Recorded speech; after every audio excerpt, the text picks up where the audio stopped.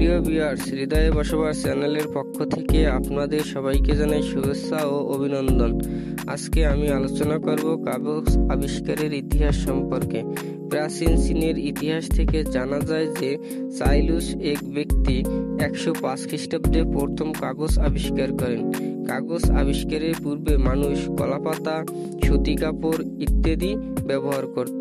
লেখার জন্য বাঁশ বা রেশমের টুকরো ব্যবহার করত, কিন্তু অসুবিধা ছিল রেশম মূল্যবান আর বাঁশ ছিল ভারী। এই অসুবিধা দূর করতে কাইলুন গাছের ছাল ব্যবহার, বাঁশ, ঘাস ও রেশম জাতীয় পদার্থ মিশিয়ে কাগজ তৈরি করলো। আর এই কাগজ ছিল চকচকে, মোলায়েম ও পাতলা। প্রথম দিকে কাগজ তৈরি করার জন্য ছোট ছোট গাছ ও নরম ঘাস কেটে টুকরো টুকরো করে পানির সাথে মিশিয়ে একটি মিশ্রণ তৈরি করে। সেই মিশ্রণ একটি চালচে করে রোদে শুকাতো কাগজ তৈরি করত এবং সরকারি রেকর্ড সংগ্রহের জন্য এক ধরনের হলুদ পদার্থ কাগজ তৈরি করতে ব্যবহার করত।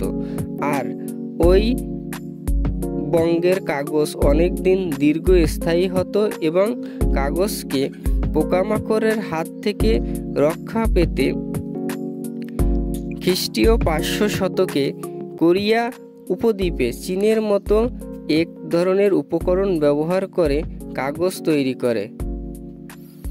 751 সালের মধ্য প্রাচ্য এবং ইউরোপে কাগজ প্রথমে পৌঁছায়। এতক্ষণ আমাদের সাথে থাকার জন্য ধন্যবাদ। ভিডিওটি ভালো লাগলে লাইক, কমেন্ট, শেয়ার ও চ্যানেলটি সাবস্ক্রাইব করতে ভুলবেন না।